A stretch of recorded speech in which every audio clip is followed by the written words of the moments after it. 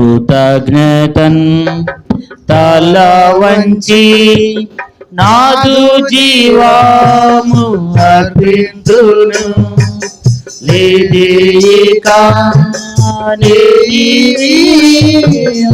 అర్పింతును నన్నే నీకు అర్పింతును నన్నే నీకు దూరమైతి నీ ప్రేమ మరచి నీ గాయములు దూరమైతి నీ ప్రేమ మరచి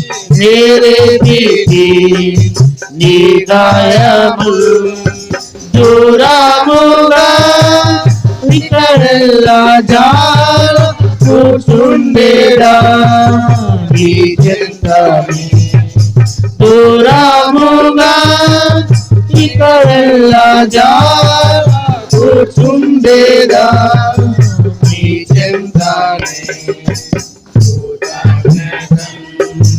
చాలా మంచి నాదు జీవము అర్పించును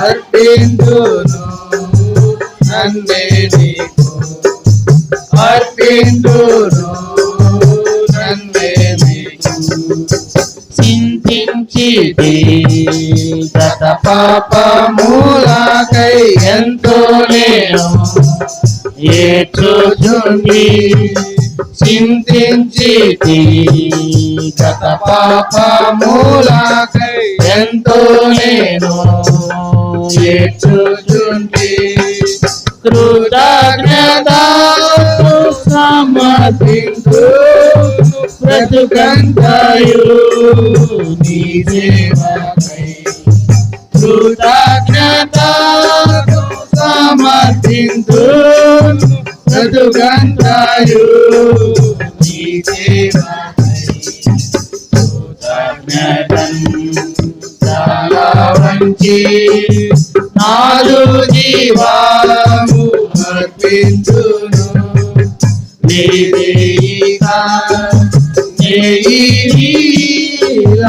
అర్పించును నన్నే నీకు అర్పించును నన్నే నీకు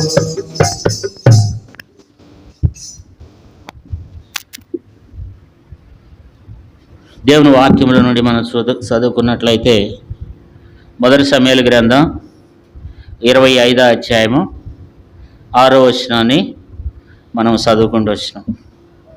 ఇక్కడ ఒక ధనవంతుడు కనపడుతున్నాడు, ఒక ఆస్తిపరుడు కనపడుతున్నాడు. ఆయన ఎవరంటే నాబాలు. ఈయన ఎవరంటే చూడండి, చదువుకుందాం. 2వ వచనాన్ని చదువుకుందాం.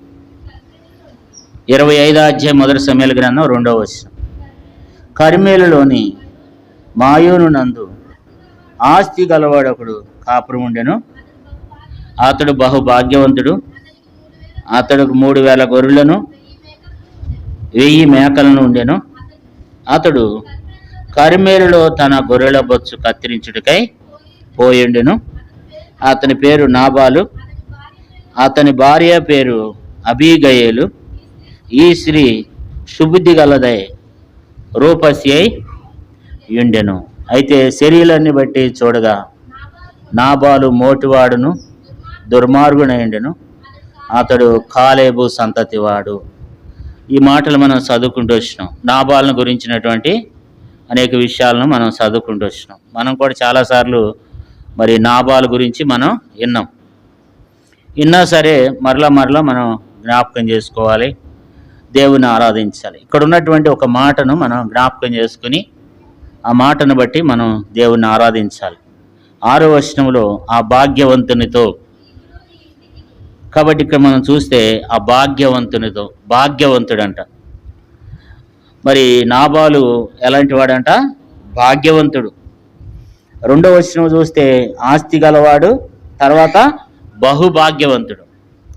మనము భాగ్యవంతులు అంటే మనం ఏమనుకుంటామంటే బాగా కోటేశ్వర్లు, ధనం ఉన్నవాళ్ళు, ఆస్తి ఉన్నవాళ్ళు, మంచి పొలాలు ఉన్నవాళ్ళు, కార్లు ఉన్నవాళ్ళు, తర్వాత ఆస్తిపాస్తులు ఉన్నటువంటి వాళ్ళు, మరి వాళ్ళు భాగ్యవంతులని మనం అనుకుంటాం.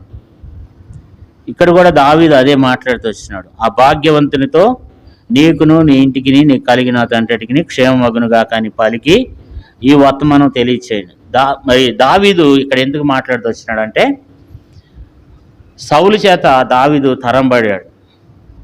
తరం పడుతూ వచ్చినప్పుడు దావీదు అరణ్యంలో ఉన్నాడు. ఏ అరణ్యంలో ఉన్నాడు? మాయోను నందు, కర్మేలులోని మాయోను నందు అక్కడ ఒక అరణ్యం ఉంటే ఆ అరణ్యం దగ్గర దావీదు ఉన్నాడు. ఈ యొక్క నాబాలుకి మరి 3000 గొర్రెలు, 1000 మేకలు ఉన్నాయంట. ఇతడు చాలా ఆస్తి గలవాడు.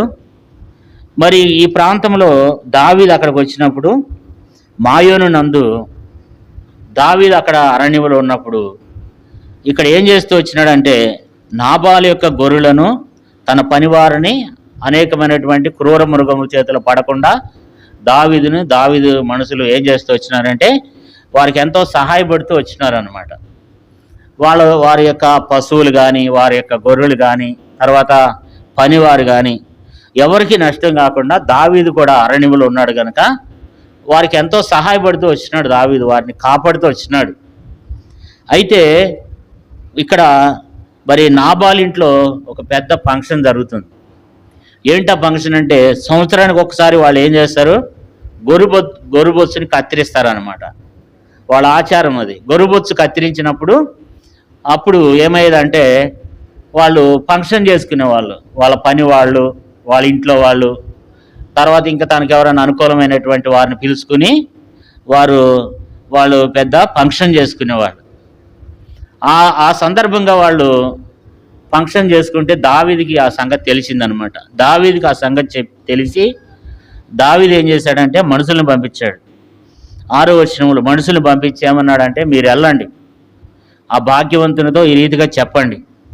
ఈ శుభవచనం పలికిన తర్వాత మీరేం చేస్తారంటే, దావీదు ఇట్లా అరణ్యంలో ఉన్నాడు, దావీదు చాలా ఇబ్బందుల్లో ఉన్నాడు, మరి మీ గొర్రెల కాపరులను చూడండి. 7వ వచనం చదువుకుందాం. నీ వద్ద ఉన్నారన్న సంగతి నాకు వినబడెను. మా దగ్గర నుండిగా మేము వారికి ఏ కీడును చేసి ఉండలేదు. వారు కర్మేలులో ఉన్నంత కాలము వారేది పోగొట్టుకొనలేదు. నీ పని వారిని అంటే ఇక్కడ మనం చూస్తే మేమెంతో వారికి సహాయపడుతూ వచ్చినాం, వారికి ఎటువంటి అపాయం రాకుండా కాపాడినాం, మీకు ఏది నష్టం జరగకుండా మేమెంతో కాపాడుతూ వచ్చినాం. అయితే ఈరోజు శుభదినం కనుక, మీరు గొర్రెబొచ్చు కత్తిరించేటువంటి దినం, మీ దగ్గర ఈరోజు ఇది శుభదినం కనుక మా పని వాళ్ళకి, మాకును మా దగ్గర ఉన్నటువంటి వాళ్ళకి ఆహారం అవసరం ఉంది. నేను ఇప్పుడు అరణ్యములో ఉన్నా, నేను ఇప్పుడు కష్టంలో ఉన్నా, నువ్వు నాకు చిన్న సహాయం చేయి, మాకు కొంత ఆహారం ఇమ్మని అడుగుతూ వచ్చాడు అనమాట. అడుగుతూ వచ్చినప్పుడు ఆ వ్యక్తి ఏం చేస్తూ వచ్చినాడంటే, ఆ వ్యక్తి దానికి సమ్మతి ఇవ్వకుండా దావీదుని త్రోసివేశాడు, ఇవ్వలేదు. అది వేరే విషయం. కానీ మనకి ఇక్కడ ఒక జ్ఞాపకం ఏంటంటే, అతడు భాగ్యవంతుడే కానీ అతను చాలా చెడ్డవాడు. మనుషుల దృష్టిలో ఆ వ్యక్తి భాగ్యవంతుడే, ఆస్తి గలవాడే. తర్వాత కాలేబు సంతతి వాడు. 3వ వచనం చివరి లైన్లో చూస్తే అతడు కాలేబు సంతతి వాడు, మంచి వంశములో ఉన్నటువంటి వ్యక్తే, కానీ అతని గుణము మంచిది కాదు, అతని స్వభావము మంచిది కాదు. మరి ఇంతకీ ఏంటి విషయం అంటే, అక్కడ ఉన్నటువంటి ఆ ధనవంతుడు లేదా ఆస్తి గలవాడు లేకపోతే భాగ్యవంతుడు. కాబట్టి ఆ భాగ్యవంతుని కంటే కూడా మరి ఈరోజు దేవుడు మనతో మాట్లాడేది ఏంటంటే, దేవుని ప్రజలైనటువంటి వారు భాగ్యవంతులు అనే విషయాన్ని గురించి దేవుడు మాట్లాడాలని తలంపు దేవుడు నాకు అనుగ్రహిస్తూ వచ్చినాడు. కాబట్టి ఆ భాగ్యవంతునితో ఈ రీతిగా చెప్పమని చెప్తూ వచ్చినాడు. కాబట్టి అతడు భాగ్యవంతుడే, కానీ అది మనుషుల దృష్టిలో తను అట్లా కనపడుతున్నాడు. మంచి వంశానికి చెందినటువంటి వాడు, మంచి సంతతికి చెందినటువంటి వాడు, కానీ తన యొక్క జీవిత విధానాన్ని చూసినప్పుడు తను ఎంతో ఏమై ఉన్నాడంట, మోటివాడుగా, తర్వాత దుర్మార్గుడై ఉంటూ వచ్చినాడు. కానీ దేవుడు ఆ వ్యక్తిని మెచ్చుకోవట్లేదు, కానీ ప్రజల యొక్క దృష్టికి దావీదు కూడా ఏమని వర్తమానం పంపించాడంటే, ఆ భాగ్యవంతునితో ఏదిగా చెప్పండి అని చెప్పి మాట్లాడుతూ వచ్చినాడు. కాబట్టి దేవుడు ఇందులో నుంచి మనం ఆరాధించే బిడలంగా, దేవుని మనం స్తుతించే వారంగా ఉండాలని దేవుడు కోరుకుంటున్నాడు. దేవుడు మనలను కూడా భాగ్యవంతులుగా చేసినాడు. సర్వసాధారణంగా ఈ లోకంలో మంచి ఇల్లు ఉంటే, లేకపోతే మంచి ఆస్తి ఉంటే, లేకపోతే ఏదన్నా మన దగ్గర బాగా డబ్బు ఉంటే, ధనం ఉంటే, మన దగ్గర ఆస్తి ఐశ్వర్యాలు ఉంటే మనం అనుకుంటాం చాలా ధనవంతుడు అనుకుంటాం, చాలా ఆయన భాగ్యవంతుడు అనుకుంటాం. కానీ దేవుడు ఏమంటున్నాడంటే, వాళ్ళకంటే కూడా మీరు భాగ్యవంతులు, వారికంటే కూడా మీరు భాగ్యవంతులు. బైబిల్లో చాలామంది ఉన్నారు భాగ్యవంతులు అని పిలువబడినటువంటి వారు. అయితే ఆ భాగ్యవంతుల కంటే కూడా సౌలు తండ్రి కూడా భాగ్యవంతుడే.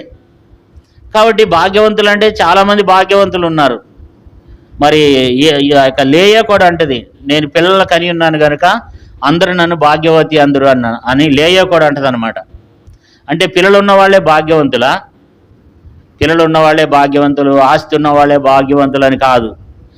దేవుని బిడ్డలైనటువంటి వారు, ఆయన రక్తంలో కడగబడిన వారు, ఆయన బిడ్డలైనటువంటి వారు, ఆయన సన్నిధిలో కూర్చున్న వారు భాగ్యవంతులు, ఆయన వాక్యం వింటున్నటువంటి వారు భాగ్యవంతులు. కాబట్టి ఈ లోకంలో మనం ఎంతో భాగ్యవంతులం అనమాట. మనకు మన తండ్రి, మన సృష్టికర్త అయినటువంటి దేవుడు, సర్వమును కలుగజేసినటువంటి దేవుడు. మన తండ్రి ఎవరంటే, మనము ఈ భూమి మీద మన తండ్రి ఎవరంటే, మరి ఆయన ఎంతో శక్తివంతమైనటువంటి దేవుడు, మనలను సృష్టించినటువంటి దేవుడు, భూమి ఆకాశములను ఒక మాటతో కలుగజేసినటువంటి దేవుడు. ఆ దేవుడు మనల్ని రక్షించుకున్నాడు. ఆ దేవుని బిడ్డలం మనం. కాబట్టి మనం ధనవంతులు. ఈ భూమి మీద మనం ఎంతో దేవుని నమ్ముకున్నటువంటి వారు ధనవంతులు, వారు భాగ్యవంతులు అని బైబిల్ మనకు తెలియజేస్తుంది. ఎందుకంటే మనం ఎవరిని మనం సేవిస్తున్నాం, ఎవరి రక్తంలో మనం కడబడుతూ వచ్చినామో వారు భాగ్యవంతులు. యేసు ప్రభువారి యొక్క రక్తంలో ఎవరైతే కడగబడుతూ వచ్చినారో వాళ్ళు నిజమైనటువంటి భాగ్యవంతులనే విషయాన్ని దేవుడు మనకు జ్ఞాపకం చేస్తున్నాడు. చూడండి, ద్వితీయోపదేశకాండం 33వ అధ్యాయం 29వ వచనం. ద్వితీయోపదేశకాండము 33వ అధ్యాయము 29వ వచనం. ఇశ్రాయేలు, నీ భాగ్యం ఎంత గొప్పది! యెహోవా రక్షించిన నిన్ను పోలిన వాడెవడు? ఆయన నీకు సహాయకరమైన కేడెము, నీకు ఔన్నత్యం కలిగించు ఖడ్గము. నీ శత్రువులు నీకు లోబడినట్లుగా వారు వేషం ఎదురు, నీవు వారి ఉన్నత స్థలములను తొక్కెదు. దేవుని వాక్యంలో చూసినట్లయితే, ఓ ఇశ్రాయేలు, నీ భాగ్యం ఎంత గొప్పది! ఓ ఇశ్రాయేలు, నీ భాగ్యం ఎంత గొప్పది! నువ్వెంత గొప్పవాడు, నువ్వెంతో భాగ్యవంతుడు. దేవుని వాక్యంలో మనం చదువుకుంటూ ఉన్నాం. ఓ ఇశ్రాయేలు, నీ భాగ్యం ఎంత గొప్పది. కాబట్టి ఈ లోకంలో ఉన్నటువంటి వ్యక్తులందరికంటే కూడా ఆయన రక్తంలో కడగబడిన బిడ్డలు, ఆయన విమోచించినటువంటి బిడ్డలు. కాబట్టి వాళ్ళు ఎవరంటే భాగ్యవంతులు అన్నమాట. వారు భాగ్యవంతులు. కానీ మనం అనుకుంటాం ఈ లోకంలో ఉన్నటువంటి వాళ్ళు భాగ్యవంతులు అనుకో. అది కొద్ది రోజులే. బైబిల్లో రాయబడింది, ఈ లోక నటన ఏం చేస్తుందంట, ఈ లోక నటన గతించును అని వాక్యం రాయబడుతూ వచ్చింది. కాబట్టి శాశ్వతమైనది, ఎల్లప్పుడూ ఉండేది ప్రభువైన యేసుక్రీస్తు ప్రభువారి యొక్క ఆయన ద్వారా విమోచింపబడినటువంటి మనము, ఆయన ఆయన ఇచ్చినటువంటి రక్షణ. కాబట్టి ఇది చాలా విలువైంది. రక్షణ పొందినటువంటి బిడ్డలు చాలా విలువైనటువంటి వాడు. యెహోవా రక్షించిన నిన్ను పోలినవాడు ఎవడు? ఆయన రక్షించినటువంటి బిడ్డలను పోలిన వారు ఈ భూమి మీద ఎవరు కూడా లేరు అన్నమాట. ఆయన పోలినటువంటి వారు. కాబట్టి ఆయన రక్షించినటువంటి బిడ్డలను పోలిన వారు ఈ భూమి మీద ఒక్కడు కూడా లేడు. కానీ మనం సర్వసాధారణంగా మనం ఏమనుకుంటామంటే, అబ్బా వాళ్ళు ఎంత ధనవంతులు అని రకరకాలుగా మనం చెప్పుకుంటూ ఉంటాం. కానీ మరి వాళ్ళకంటే కూడా మరి ధనవంతులమైనటువంటి మనము, వారికంటే కూడా భాగ్యవంతులుగా నీవునే మనం పిలువబడ్డామనే విషయాన్ని దేవుడు మన జ్ఞాపకం చేస్తున్నాడు. ఆస్తి ఉంటేనో, ఐశ్వర్యం ఉంటేనో, బిల్డింగ్లు ఉంటేనో, లేకపోతే పిల్లలు ఉంటేనో, లేకపోతే అవి ఉంటేనే కాదు. ఈ ఉదయకాలం దేవుడు మాట్లాడేది ఏంటంటే, దేవుడి చేత ఎవరైతే రక్షింపబడతారో వాళ్ళందరూ కూడా భాగ్యవంతులు. ఆయన రక్షణ పొందినటువంటి బిడ్డలు భాగ్యవంతులు. దేవుని వాక్యంలో మనం చదువుకుంటూ వచ్చినాం. ఓ ఇశ్రాయేలు, నీ భాగ్యము ఎంత గొప్పది! యెహోవా రక్షించిన నిన్ను పోలిన వాడు ఎవడు? కాబట్టి ఆయన ఎంత గొప్పవాడు. ఆయన నీకు సహాయకరమైన కేడెం, ఆయన నీకు ఎంతో సహాయం చేస్తాడు. నీకు సహాయం చేసేది ఎవరంటే ముఖ్యమంత్రి కాదు, లేకపోతే ప్రధానమంత్రి కాదు, లేకపోతే ఇంకా ఎవరెవరో కాదు. నీకు సహాయం చేసేది సృష్టికర్త అయిన దేవుడు, సమస్తము కలగజేసినటువంటి దేవుడు. ఆయన నీకేమై ఉన్నాడు? ఆయన నీకు సహాయకరమైన కేడమై ఉన్నాడు. నీకు సహాయం చేసే దేవుడు ఆయన. ఆయన ఎవరంటే ఆయన ధనవంతుడైనటువంటి దేవుడు. ఈ లోకంలో ఉన్నటువంటి వారు అందరికంటే కూడా సార్వభౌమ అధికారం కలిగినటువంటి దేవుడు. అందుకని అపోస్తలుడైన పౌలు అంటాడు, మనం చదవవసరం లేదు కానీ శ్రీమంతుడగు దేవుడు అన్నాడు. కాబట్టి దేవుడు శ్రీమంతుడు. ఇంకా మనం చూసినట్లయితే ఉన్నవాడు అనువాడై ఉన్నాడు. ఆయన దగ్గర లేవు అంటే ఏమి లేవు, ఆయన సమస్తం ఉన్నటువంటి దేవుడు. కాబట్టి తన బిడ్డలకు ఏది అవసరమో, ఏది సహాయం చేయాలో, ఏది ఇవ్వాలో ఆయనకి తెలుసు. కాబట్టి ఈ భూమి మీద ఉన్నటువంటి మనలను ఆయన తన బిడ్డలుగా చేసుకున్నాడు. కాబట్టి దాన్ని బట్టి మనం ఎంతో దేవుని ఆరాధించాలి. ఆయన నీకు సహాయకరమైనటువంటి కేడెం, నీకు ఔన్నత్యం కలుగజేసే ఖడ్గం. కాబట్టి దేవుడు ఎంతో మనకు సహాయకుడై ఉన్నాడు, మనల్ని ఎంతో ఆదుకునేవాడై ఉన్నాడు. కాబట్టి గొప్ప దేవుడు ఆయన, మనల్ని పోలినటువంటి వాడు. కాబట్టి దేవుని వాక్యంలో మనం చదువుకున్నట్లయితే 29వ వచనం, ఇశ్రాయేలు నీ భాగ్యము ఎంత గొప్పది, యెహోవా రక్షించిన నిన్ను పోలిన వాడెవడు? దేవుడు అంటున్నాడు ఈ మాట. నేను రక్షించినటువంటి వాళ్ళు పోలిన వాళ్ళు ఈ భూమి మీద ఎవరో లేరు అనమాట కదా. నిన్ను పోలిన వాడెవడు? కాబట్టి ఓ ఇశ్రాయేలు, యెహోవా రక్షించిన నిన్ను పోలిన వాడెవడు? కాబట్టి మనలను పోలిన వాడు ఈ భూమి మీద ఎవరూ లేరంట. కాబట్టి ఈ భూమి మీద ఉన్నటువంటి దేవుని బిడ్డలైనటువంటి వారు ఎంతో ధన్యులు. వారు ఎంతో ఐశ్వర్యవంతులై ఉన్నారు, వారు ఎంతో ధనవంతులై ఉన్నారు దేవుని బిడ్డ. కాబట్టి వాళ్ళు భాగ్యవంతులని దేవుని వాక్యం చెబుతుంది. కాబట్టి మనం ఎవరు అంటే ఆయన ద్వారా కలగ చేయబడినటువంటి బిడ్డలం. మనం ఎంతో భాగ్యవంతులము, మనమెంతో యోగ్యమైనటువంటి వారు అనే విషయాన్ని మనం జ్ఞాపకం చేసుకోవాలి. చూడండి, 2వ దినవృత్తాంతముల గ్రంథము 9వ అధ్యాయము, 2వ దినవృత్తాంతముల గ్రంథం 9వ అధ్యాయము 1వ వచనం, షాబా దేశపు రాణి సొలొమోను గూర్చిన ప్రసిద్ధిని వినినప్పుడు గూఢమైన ప్రశ్నల చేత సొలొమోను శోధింపవలనని కోరి మిక్కి గొప్ప పరివారమును వెంట పెట్టుకుని గద్ద వర్గములను విస్తారము బంగారమును రత్నములను ఒంటిల మీద ఎక్కించుకుని యెరూషలేముకు వచ్చెను. ఆయన సొలొమోను ఎదుకు వచ్చి తన మనసులోని విషయములన్నిటిని గురించి అతనితో మాట్లాడాను. సొలొమోను ఆమె ప్రశ్నలన్నీ ఆమెకి విడదీసి చెప్పెను. సొలొమోను ఆమెకు ప్రత్యుత్తరము చెప్పలేని మరుగైన మాట ఏదీ లేకపోయాను. అంటే సొలొమోను దగ్గరికి ఎంతో విస్తారమైనటువంటి ఆస్తితో ఆమె వచ్చింది, ఎన్నో బహుమానాలు తీసుకుని వచ్చింది. కానీ సొలొమోను దగ్గరికి వచ్చి చూస్తే, సొలొమోను తన జీవితాన్ని చూసినప్పుడు, సొలొమోను ఆ యొక్క విధానాన్ని చూస్తూ వచ్చినప్పుడు ఆమె ఎంతో ఆశ్చర్యపోతూ వచ్చిందనమాట. ఆశ్చర్యపోతూ ఏం చెప్తూ వచ్చిందంటే, ఇంత గొప్పవాడు నువ్వు అని మాట్లాడుతూ వచ్చింది. ఇంకేమందో చూడండి, 7వ వచనం, నీ సేవకుల భాగ్యం మంచిది, ఎల్లప్పుడూ నీ సముఖమున నిలుచు, నీ జ్ఞాన సంభాషణ వినుసుండు, నీ సేవకులైన వీరి భాగ్యము మంచిది. సొలొమోను దగ్గర ఉన్నటువంటి సేవకుల విషయంలో అంటుంది, వారెంతో భాగ్యవంతులు, వారెంతో గొప్పవారు, నీ సేవకుల భాగ్యం ఎంత మంచిది. అంటే దేవుని ప్రజలు, సేవకులు అనేటువంటి మాటకు దేవుని యొక్క ప్రజలు, నీ సేవకుల భాగ్యం ఎంత మంచిది, ఎల్లప్పుడూ నీ సముఖమున నిలుసు, నీ జ్ఞాన సంభాషణ వినుసుండు, నీ సేవకులైన వీరి భాగ్యము మంచిది. కాబట్టి వారు ఎంతో భాగ్యవంతులు అంటుంది ఆమె. నీ దగ్గర ఉన్నటువంటి ప్రజలు, నీ మాటలు వింటున్నటువంటి ప్రజలు వారు ఎంతో భాగ్యవంతులు. సొలొమోను మాటలు వినేటువంటి వారంట భాగ్యవంతులంట. సొలొమోను దగ్గర ఉన్నటువంటి మాటలు, సొలొమోను దగ్గర ఉన్నటువంటివన్నీ చూస్తూ వచ్చింది ఆమె. చూసి అంటుంది, వీరు ఎంత భాగ్యవంతులు అని మాట్లాడుతుంది. యేసుప్రభువు వారు ఏమన్నాడంటే దేవుని వాక్యంలో చూడండి, మత్తయి సువార్త 12వ అధ్యాయము, మత్తయి సువార్త 12వ అధ్యాయము 42వ వచనం, విమర్శ సమయమున దక్షిణ దేశపు రాణి ఈ తరం వారిలో నిలబడి వారి మీద నేరస్థాపన చేయను. ఆయన సొలొమోను జ్ఞానమును వినుటకు భూమి అంతముల నుండి వచ్చెను. ఇదిగో సొలొమోను కంటే గొప్పవాడు ఇక్కడ ఉన్నాడు. సొలొమోను కంటే గొప్పవాడు మన ప్రభు. సొలొమోను కంటే గొప్పవాడు. సొలొమోను జ్ఞానవాక్యులు విన్న వారందరూ ఎవరట? ఆమె భాగ్యవంతులు అంటుంది, నీ సేవకులు ఎంతో భాగ్యవంతులు అంటుంది.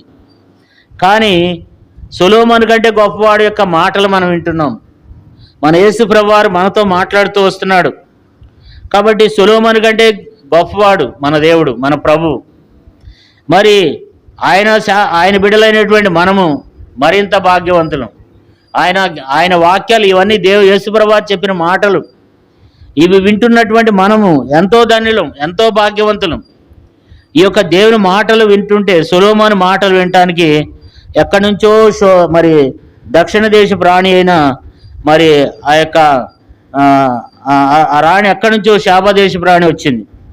కానీ ఆ యొక్క ఆమె కంటే కూడా మరి ఆమె పొగుడుతూ వస్తుందన్నమాట దేవుని యొక్క గొప్పతనం, ఆయన సేవకులు, ఆయన ప్రజల యొక్క గొప్పతనాన్ని ఆమె ఎంతో పొగిడి దేవుని ఎంతో గణపరుస్తూ వస్తుంది. ఆమె ఎంతో దేవుని ఆరాధిస్తూ వచ్చింది, దేవుని ప్రజలు ఎంతో స్తుతిస్తూ వచ్చింది. కాబట్టి దేవుని యొక్క ప్రజలు వారు ఎంతో గొప్పవారని మాట్లాడుతూ వచ్చింది.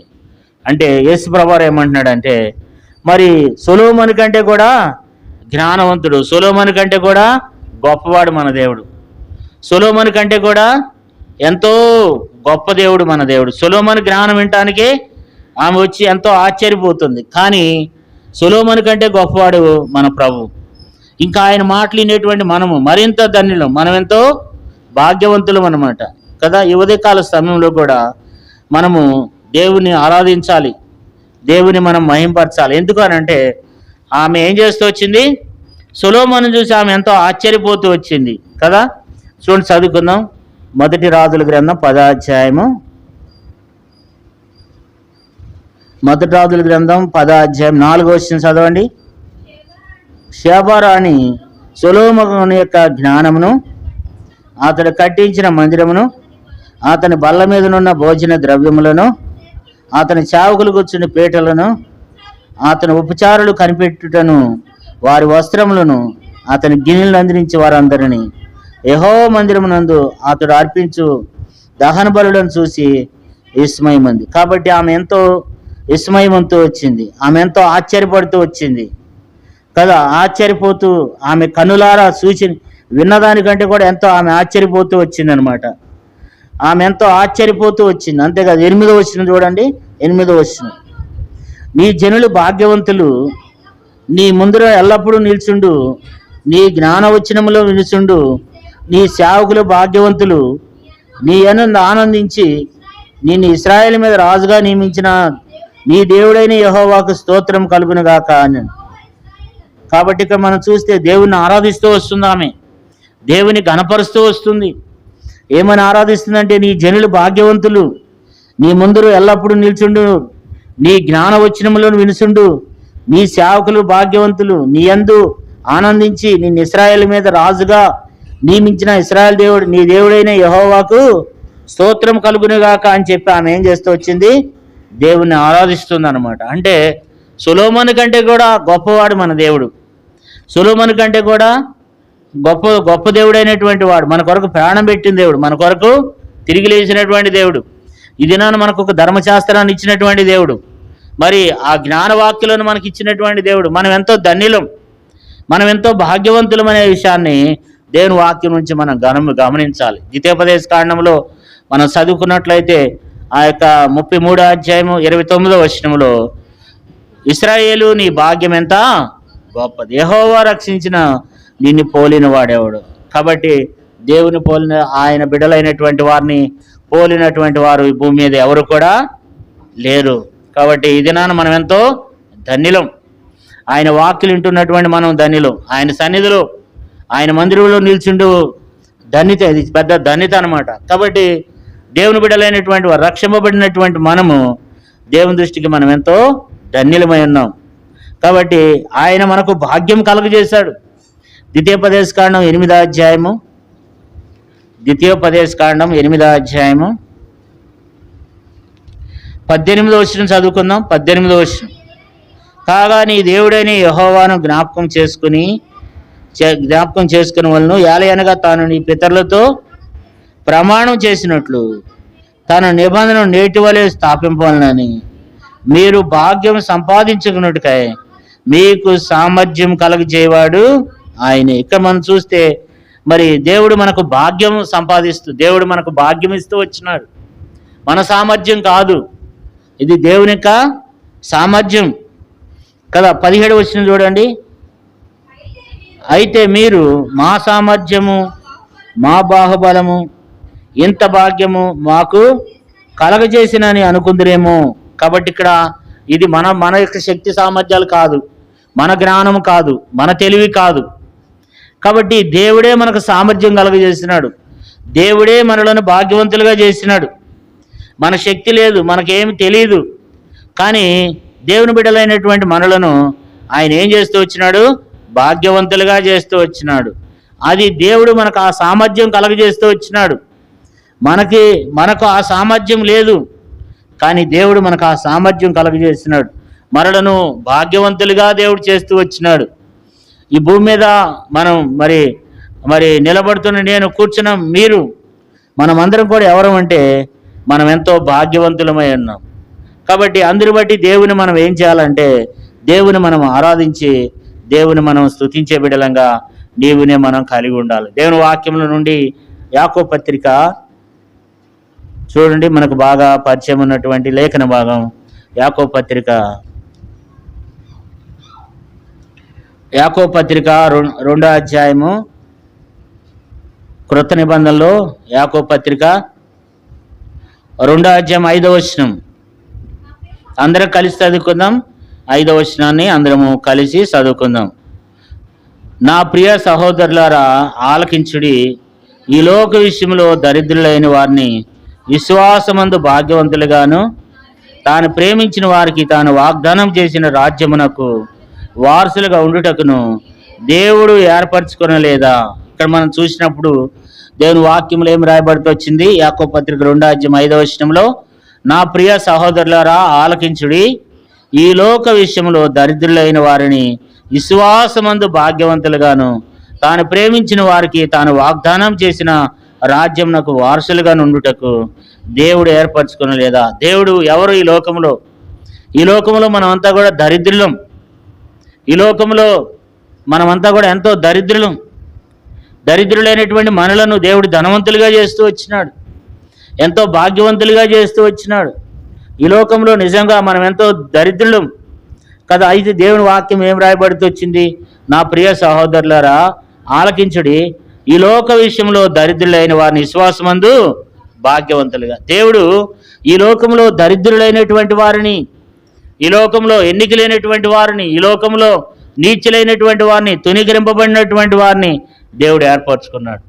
ఈ లోకంలో ఈ లోక విషయంలో దరిద్రులైనటువంటి వారమే. లోకం దృష్టికి ఏమై ఉన్నాం? మనం దరిద్రులమై ఉన్న వారమే. కానీ విశ్వాసమందు ఏం చేస్తూ వచ్చినాడు దేవుడు? విశ్వాసమందు భాగ్యవంతులుగా చేస్తూ వచ్చినాడు. తర్వాత తను ప్రేమించే వారికి తాను వాగ్దానము చేసిన రాజ్యమునకు వారసులుగా ఉండుటకు దేవుడు మనల్ని ఏర్పరచుకున్నాడు. మనం ఎవరమంటే మనము పరలోక రాజ్య సంబంధులం. మనకు ఒక రాజ్యం ఉంది, మనకొక మంచి బిల్డింగులు ఉన్నాయి, మంచి ఆస్తులు ఉన్నాయి అక్కడ. అంటే ఈ భూమి మీద ఉన్నటువంటి వాటికంటే కూడా పరలోక రాజ్యంలో దేవుడు ఏమిచ్చినాడు? మనకు బంగారపు వీధులు ఉన్నాయి, వజ్ర వైడూర్యాలతో కట్టబడినటువంటి పరలోక రాజ్యం ఉంది. అక్కడ ఆకలి ఉండదు, దాహం ఉండదు, అక్కడ వేదన ఉండదు, ఏడుపు ఉండదు, అక్కడ కన్నీళ్ళు ఉండవు.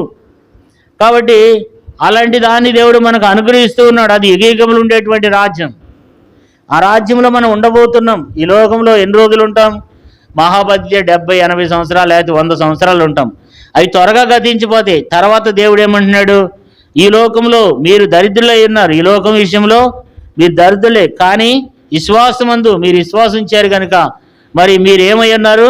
విశ్వాసమందు భాగ్యవంతులుగా చేస్తూ వచ్చినాడు. కాబట్టి తాను ప్రేమించిన వారికి తాను వాగ్దానం చేసిన రాజ్యమునకు వారసులుగా ఉండుటకు దేవుడు ఏర్పరచుకున్నాడు. కాబట్టి అలాంటి బిడ్డలంగా నీవునే మనం ఆరాధించాలి. ఎందుకంటే దేవుడు విశ్వాసమందు మనల్ని ఏం చేశాడు? ఆయన భాగ్యవంతులుగా చేశాడు. ఆయన యందు విశ్వాసం ఉంచితే చాలు. విశ్వాసం వలన దేవుడు మనల్ని ఏం చేస్తూ వచ్చినాడంట? రక్షించుకున్నాడు. విశ్వాసాన్ని బట్టి దేవుడు మనలను రక్షించుకున్నాడు. కాబట్టి ఆయన యందు విశ్వాసం కలిగినటువంటి మనలను దేవుడు ఏర్పరచుకున్నాడు, రక్షించుకున్నాడు. విశ్వాసాన్ని బట్టి దేవుడు మనల్ని ఏం చేస్తూ వచ్చినాడు? నీతిమంతులుగా తీరుస్తూ వచ్చినాడు. విశ్వాసాన్ని బట్టి దేవుడు మనకు గొప్ప రక్షణ అనుగ్రహిస్తూ వచ్చినాడు. కాబట్టి మరి ఈ లోకంలో మనం ఎంతో ఏమై ఉన్నాం? ధనవంతులమై ఉన్నాం, భాగ్యవంతులమై ఉన్నాం అన్నమాట. అయితే దేవుడి ఉదయకాల సమయంలో దేవుడు మనతో మాట్లాడేది ఏంటంటే, మరి దావీదు ఆ యొక్క భాగ్యవంతునితో ఈ రీతిగా చెప్పమని చెప్పి మాట్లాడుతూ వచ్చినాడు కదా. కాబట్టి ఆ భాగ్యవంతుడి కంటే కూడా ఆ భాగ్యవంతుడికి ఏమి లేదండి. ఆ భాగ్యవంతుడికి దేవుని దృష్టిలో విలువ లేదు. ఆ పేరుకు భాగ్యవంతుడే కానీ తన జీవితం అంతా ఏ రీతిగా ఉంది? అది అలాంటి వ్యక్తిని ఎవరైనా ఇష్టపడతారా? అలాంటి జీవితం కలిగినటువంటి నాబాల్ లాంటి వారిని ఎవరైనా ఈ భూమి మీద ఇష్టపడతారంటే ఎవరు ఇష్టపడరు. అలాంటి వ్యక్తిని దావీదు అంటున్నాడు ఆ భాగ్యవంతుడు. దేవుని వాక్యంలో కూడా రాయబడింది చూడండి. మొదటి సమూయేలు గ్రంథం 25వ అధ్యాయం 2వ వచనం. కర్మేలులోని మాయోను నందు ఆస్తి గలవాడు ఒకడు కాపురం ఉండెను. అతడు బహుభాగ్యవంతుడు. చాలండి, ఇక్కడ అతను ఎంతో బహుభాగ్యవంతుడు అంట. అయితే దేవుడు అంటాడు, నేను అతని కంటే కూడా భాగ్యవంతుడిని. వాడు సరైనటువంటి భాగ్యవంతుడు కాదు. వాడికి ఉంది కానీ వాడికి నెమ్మది లేదు, వాడికి సంతోషం లేదు, వాడి జీవితం బాగోలే. కాబట్టి దేవుడు ఏమంటున్నాడంటే, నువ్వు సృష్టికర్త అయినటువంటి దేవుని బిడ్డవు, నువ్వు భాగ్యవంతుడు, నిన్ను ఏర్పరచుకున్నాను. విశ్వాసమందు మనం భాగ్యవంతులం, దేవుని బిడ్డలం. మనకు ఒక యుగయుగములు ఒక రాజ్యాన్ని దేవుడు అక్కడ మన కొరకు నిర్మిస్తూ వచ్చినాడు. ఈ యొక్క మరి సమయంలో దేవుని మనం ఆరాధించాలి, దేవుని మనము స్తుతించాలి. దేవుడు ఏం చేస్తూ వచ్చినాడు? భాగ్యవంతులుగా చేస్తూ వచ్చినాడు, ధనవంతులుగా చేస్తూ వచ్చినాడు. కాబట్టి ఈ లోకంలో మనము మరి ఉంటాకు సరైన ఇల్లు లేకపోవచ్చు, లేకపోతే సంతానం లేకపోవచ్చు, లేకపోతే ఆస్తి ఐశ్వర్యాలు లేకపోవచ్చు, లేకపోతే అందం లేకపోవచ్చు, లేకపోతే చదువు లేకపోవచ్చు, లేకపోతే నీకు ఏ ఆస్తి లేకపోవచ్చు, నువ్వు ఒక దరిద్రుడు వరకు. కానీ దేవుని దృష్టిలో ఏమంటాడంటే, నా కుమారుడా, నా కుమార్తె, నువ్వు భాగ్యవంతురాలు. నీకున్న పరిస్థితులు ఈ భూమి మీద నేను ఎరుగుదును అంటున్నాడు దేవుడు. నీకున్న పరిస్థితి దేవుడు ఎరుగును, నీకున్న కష్టం దేవుడు ఎరుగును, నీకున్న ఇబ్బందులు దేవుడు ఎరుగు. కానీ ఈ లోకంలో ఎంతో దరిద్రులుగా ఉండొచ్చు, లేకపోతే ఈ లోకంలో ఎన్నిక లేని వారంగా ఉండొచ్చు, కానీ దేవుని బిడ్డలైనటువంటి మనము ఎంతో భాగ్యవంతులని దేవుడు మనతో మాట్లాడుతూ వచ్చినాడు. కాబట్టి ఇలాంటి అనుభవంతో మనం దేవుని ఆరాధించాలి, దేవుని స్తుతించాలి. ప్రభా, మమ్మల్ని కూడా ఈ లోకంలో ఎన్నిక లేనటువంటి వారం, త్రోసివేయబడినటువంటి వారం, ఈ లోక విషయంలో మేము దరిద్రులం, కానీ నువ్వు నన్ను ఏం చేస్తూ వచ్చావు? నన్ను భాగ్యవంతుడిగా చేస్తూ వచ్చావు, భాగ్యవంతురాలుగా చేస్తూ వచ్చావు. కాబట్టి మేము ఎంతో భాగ్యవంతులం ప్రభా అని చెప్పి మనము దేవుణ్ణి ఆరాధిద్దాం, దేవుని మనము స్తుతిద్దాం, దేవుని మనము గణపరుద్దాం. ఎందుకంటే దేవుడు మనలను ఏం చేస్తూ వచ్చినాడు? భాగ్యవంతులుగా చేస్తూ వచ్చినాడు. ఈ బాధ్యత అనేది ఎవరికి దొరుకుతుంది? ఈ లోకంలో ఉన్నటువంటి వారు ఎవరికి కూడా దొరకదు.